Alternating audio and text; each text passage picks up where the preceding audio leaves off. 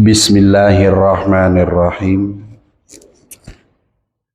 Assalamualaikum warahmatullahi wabarakatuh. Alhamdulillah alladzi jama'ana fi hadzal maqam.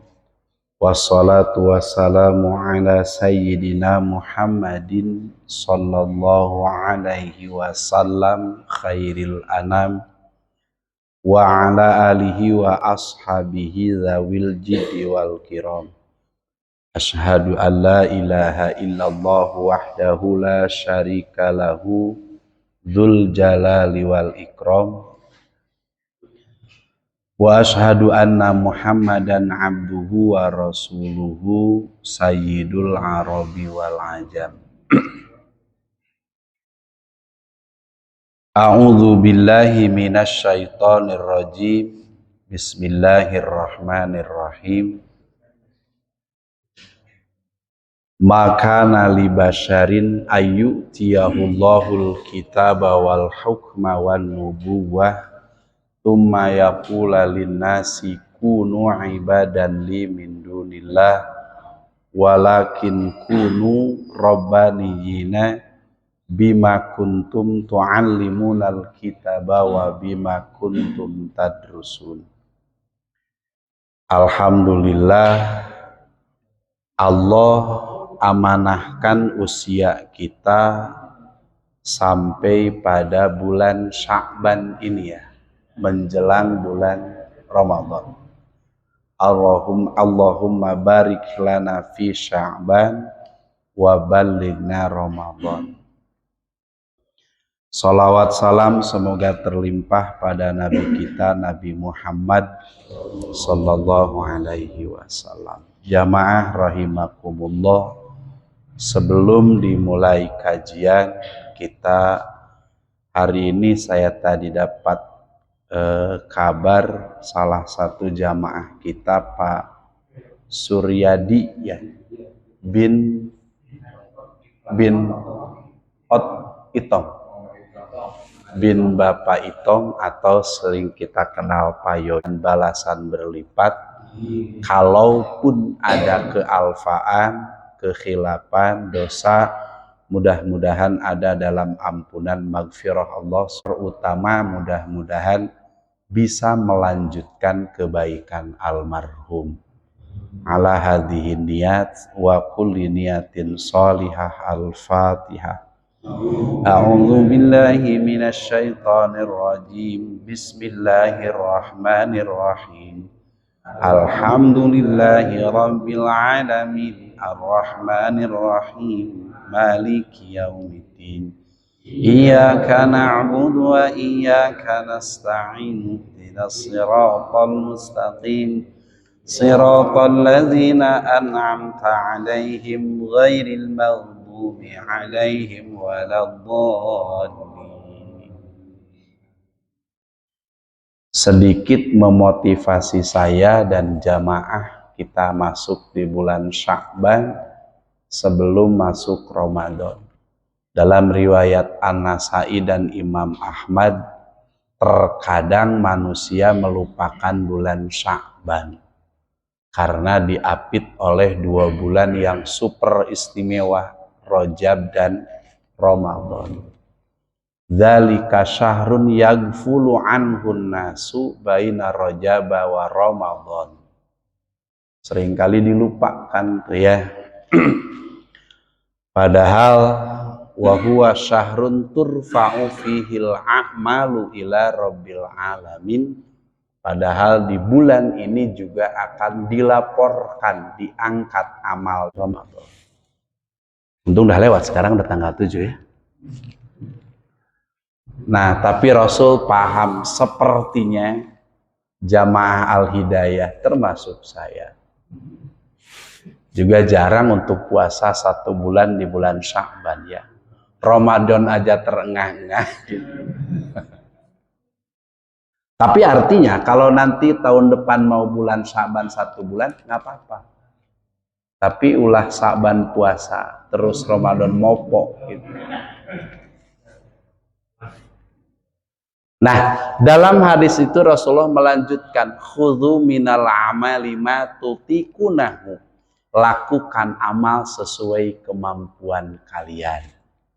Alhamdulillah, ada kalimat itu ya. Lakukan amal sesuai kemampuan kalian. Fa innallaha la yamallu hatta tamallu. Allah tidak akan pernah bosan sehingga kalian sendiri yang bosan. Artinya Allah tidak akan pernah sedikit pun untuk lupa membalas, pasti membalas kebaikan sekecil apapun. Gitu ya, sampai kalian justru yang malah merasa bosan. Artinya konteks hadis itu, lakukan di bulan Sya'ban ini amal sekecil apapun dalam konteks amal soleh. Gitu.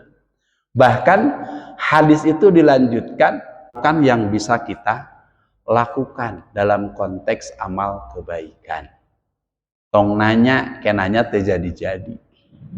Ya, jadi konteksnya lakukan amal kebaikan itu di bulan Sya'ban, gitu ya.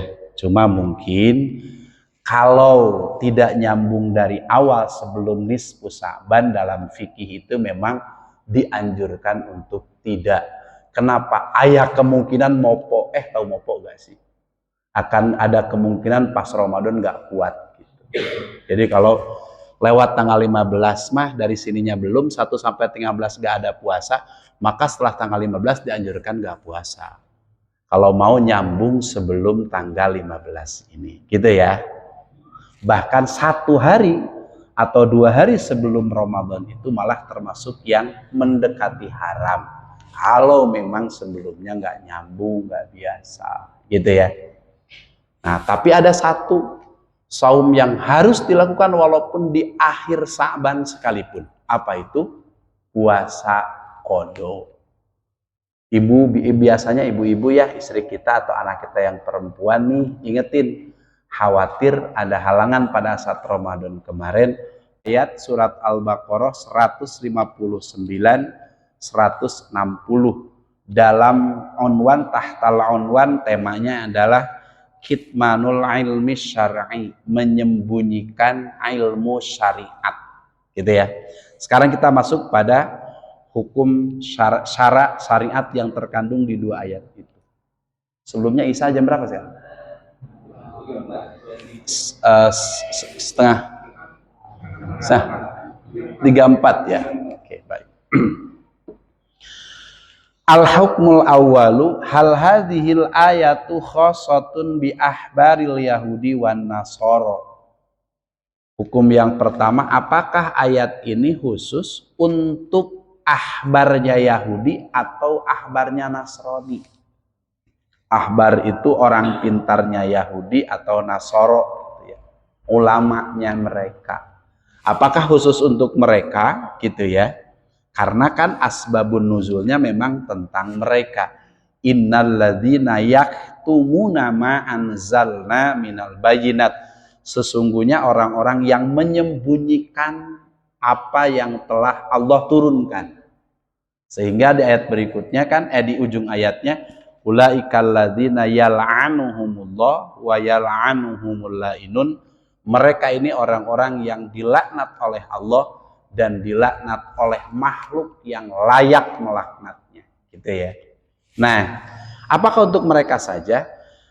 Al ayatul karimatu nuzilat au nazalat fi ahlil kitab min ahbaril yahudi wa ulama'in nasoro. Memang konteks ayat ini diturunkan pada ahlul kitab dari ahbarnya Yahudi dan ulamanya Nasoro. Justru rahmatan lil alamin, untuk dijadikan nabi, gitu ya. Nah, mereka menyembunyikan itu. Apakah hanya khusus ayat ini untuk mereka? Maka walakinnaha tasmulu kulla katimin li ayatillah mukhifin li ahkamis syariah. Nah, kata Syekh Ali As-Sabuni, enggak, ayat ini justru mencakup semua orang yang menyembunyikan ilmu syariat, ya, atau yang mukhifin, atau yang menyepelekan ilmu syariat. Li'annal ibrata kama yaqulu ulama ul usul, karena menurut ulama usul fikih bi umumil labdi la bi khususis sabab. Ayat itu dengan keumuman redaksi, bukan diberlakukan atas kekhususan asbabun nuzulnya atau sebab latar belakang turunnya ayat. Walaupun latar perlu untuk disampaikan, tentu ini bisa diterjemahkan secara detail sekarang, gitu ya. Dengan versinya pada hari ini. Karena ini di dalam hadis Rasulullah Shallallahu Alaihi Wasallam riwayat Ibnu Majah, Imam Hakim juga gini. Man su'ila an ilmin fakatamahu uljima yaumal qiyamati bilijamin minarin. Barang siapa yang ditanya tentang ilmu lalu dia menyembunyikannya, maka di akhirat dia akan diberikan kalung dari api neraka. Nah, ini sifatnya umum gitu ya. Kalau punya kemampuan itu justru harus disebarkan. Nah, ini kita bukan hanya berasumsi terhadap, mohon maaf sekali lagi ya, ustadz misalkan. Ya, tapi setiap kita. Ya, setiap kita. Maka saya sering bilang hadis riwayat muttafaqun alaih itu mengarahkan ke sana kan ya. Ala kulli muslimin shadaqatun. Setiap muslim itu wajib bersedekah. Kalau lihat kalimat itu berarti ala lil wujub, wajib setiap muslim bersedekah. Sahabat waktu itu agak bingung juga gitu. Mau sedekah gimana, orang saya juga nggak mampu. Siganya kayak kita juga mikirnya ya. Lalu kata sahabat, aro'aita illam yastati. Rasul gimana? Saya nggak punya apa-apa, gitu. Qala, kata Rasul, ya'malu biya. Kita sudah pakai kain begini loh ya, sudah pakai gini. Ke masjid loh ya. Kalau ke masjid tuh kayak gua nih, wah gitu kayak saya. Lah kalau bahasanya gitu, siapa yang mau? Kalau gitu kan, kita ke masjid. Loh, saya nggak punya kain kayak gitu, pakai kaos. Lah emangnya ada bedanya kaos sama itu? Ya udah kita bareng aja ke masjid. Nanti juga mikir sendiri kok. Gitu ya. Ya artinya saya ingin katakan bahwa kita nih, ya makanya saya senang ya ketika kita berada di tempat di mana kita berada, jadilah seorang dai, gitulah kira-kira kasar. Siapa ya? Kiai Hasan Al-Banna kan begitu kan? Nahnu du'at qabla kulli syai'in. Kita itu harus berorientasi sebagai dai yang mengajak sebelum melakukan apapun. Makanya kita jangan bilang gini, yang ngelakuin dosa kan saya. Kenapa lo yang sewot sih lo? Yang berdosa saya, kenapa saya yang ribet sih? Kalaupun saya dosa, saya yang nanggung kok. Keren banget gitu. Sebetulnya ada lanjutan hadis yang tadi tuh yang tentang sedekah. Ya, yang keempat itu adalah kata Rasulullah, gimana Rasul? Saya juga bukan punya modal, baik itu harta atau kekuasaan. Juga saya itu bukan bekerja di bidang sosial. Saya juga bukan seorang asatid tadi, guru, dosen atau penulis gitu ya. Apa kata Rasulullah? Maka kata Rasulullah, qala yumsiku anisyarri fa innaha shadaqatun. Jaga dirimu dari berbuat dosa, itu pun sedekah. Jadi jangan kira kita berbuat dosa hanya berpengaruh pada diri kita aja, berpengaruh juga pada orang lain. Siapa coba mau bertetangga dengan orang pendosa ya? Ya, komo Pak RT bakal kanyahoan kan? Yo sa RT nah gitu. Nah kan gitu ya sederhana. Jadi sebetulnya kita harus punya orientasi menjadi orang-orang yang jangan apatis gitu loh ya. Ada tetangga gimana, ada saudara gimana gitu ya. Kita harus mengawali. Tapi memang konsekuensinya capek, jeung dibenci deh. Udah mah tujuannya baik, ada orang yang gitu biasanya gitu ya, diawalinya kalimat ini. Tadi soalim dan seterusnya. Baik, saya kira itu yang bisa disampaikan. Maka mungkin ada beberapa saat ke depan 6 menit lagi ya. Maka kalau ada yang perlu kita diskusikan.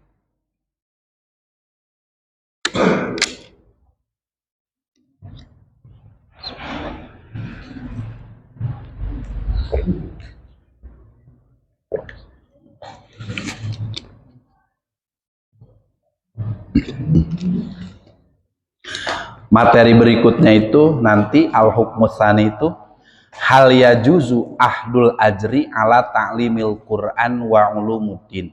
Bolehkah membuat tarif upah untuk mengajarkan Al-Qur'an atau mengajarkan ilmu syariat? Nah ini ya. Tapi kayaknya sawal ya. Enggak, kita bisa ada Ramadan. Jadi nanti the next itu nanti ada apakah boleh mengambil upah gitu ya, membuat tarif misalkan ketika mengajarkan Al-Qur'an dan ilmu agama. Ini harus ada ustaz soleh berarti. Artinya sesi kesimpulan sementara tentang materi kedua nanti saya sering inget banget selorohannya guru saya Pak Kiai Didin Hafidudin. Beliau itu mengatakan gitu, kalau kamu disuruh khutbah, bahasa beliau ya, saya tidak merubah kalimat, kalau kamu disuruh khutbah jangan tanya masjidnya di mana, jangan tanya DKM-nya siapa, tapi kalau kamu jadi DKM tanya ustadznya dari mana. Betul juga gitu. Saya ingat banget, beliau sambil ketawa, tapi saya ingat ini banget gitu ya. Mungkin nanti ada relevansinya dengan dengan materi ini. Jadi kata beliau itu, kalau kalian ke santri itu ya, saya kan ikut kajiannya tuh ya, menggantikan beliau sesekali. Kalau kalian jadi kalau kalian disuruh khutbah, jangan tanya masjidnya di mana, jangan tanya DKM-nya siapa.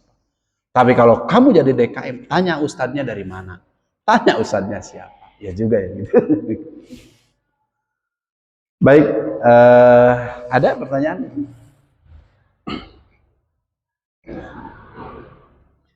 Ya, saya mungkin buat kesimpulan di yang pertama ini ya, bahwa surat Al-Baqarah ayat 159-160 ini bukan hanya untuk orang yang menjadi asbabun nuzulnya, yaitu ulama Yahudi dan Nasrani, tapi berlaku umum. Artinya orang yang menyembunyikan ilmu, ya saya katakan ilmu karena sekarang dengan menyebutkan ilmu agama dilematis. Nanti ilmu matematika bukan ilmu agama, padahal waris juga matematika ya. Jadi ilmu itu semuanya dari Allah. Ilmu secara resmi tersurat atau ghairor resmi yang tersirat, semuanya ilmu Allah. Jadi jangan orang belajar ilmu alam terus dianggap bukan ilmu Allah gitu ya. Ilmu arsitektur ya Pak dia, semua ilmu Allah kan gitu. Jadi orang yang menyembunyikan ilmu, menyembunyikan kemampuan a priori terhadap lingkungan di mana dia berada, maka boleh jadi dosa gitu ya. Saya kira demikian, kita sama-sama tutup dengan baca hamdalah. Alhamdulillahirabbil alamin. Subhanaka Allahumma wa bihamdika asyhadu an la ilaha illa anta astaghfiruka wa atubu ilaik. Assalamualaikum warahmatullahi wabarakatuh.